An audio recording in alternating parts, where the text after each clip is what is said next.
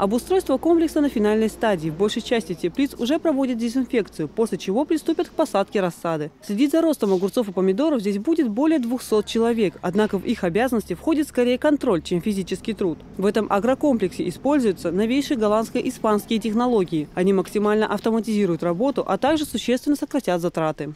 Сделана двойная крыша, так называемая пленочная.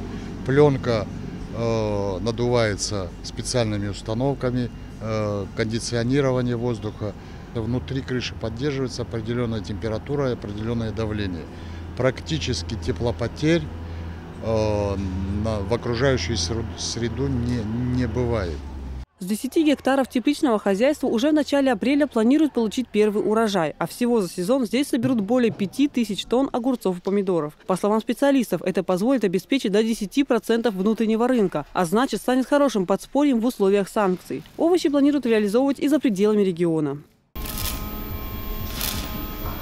Применить зарубежные технологии на чеченской земле решили и в Урус-Мартане. Сюда привлекают итальянские инвестиции. Возможные перспективы развития агрокомплекса обсудили с почетным генконсулом Италии в Южном федеральном округе Пьер Паоло Ладиджиани. Он, как никто другой, имеет представление о садоводстве и тепличном хозяйстве. Только на территории России по началам Ладиджиани работает несколько сельскохозяйственных предприятий. Привлекает инвестор сегодня именно садоводство, именно здесь, на Северный Кавказ, здесь есть идеальный климат, по которому можно получить очень качественную продукцию. Это такое климатические условия, которые здесь есть, очень сложно найти на другие территории Российской Федерации.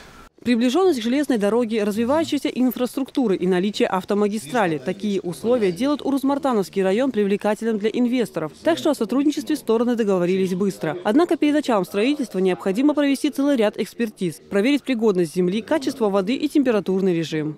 Мы с удовольствием вас поддержим. Это любое направление. Нам все интересно. А мы со своей стороны вам условия предоставим наиболее благоприятные. Для тех, кто сегодня заинтересован в создании и успешном развитии своего дела, государство предусматривает ряд льгот. На сайте Минсельхоза Чечни есть перечень программ поддержки малого бизнеса. С недавнего времени разработана целевая программа по развитию овощеводства защищенного грунта. Предусматривает два мероприятия. Первое – это строительство самих теплиц, и второе – приобретение техники и оборудования. Строительство возмещается 50% затраты, произведенные при строительстве.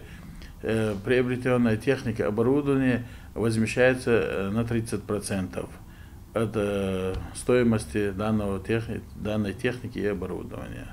С полным перечнем действующих программ поддержки можно ознакомиться на сайте профильного ведомства. Для деятельного человека, который готов вкладывать средства в сельское хозяйство или развитие любой другой сферы в Чеченской Республике, готовы создать максимально благоприятные условия. Елизавета Чепханова, Стамир Хаджиев, Джамалай Хаджалиев. Новости.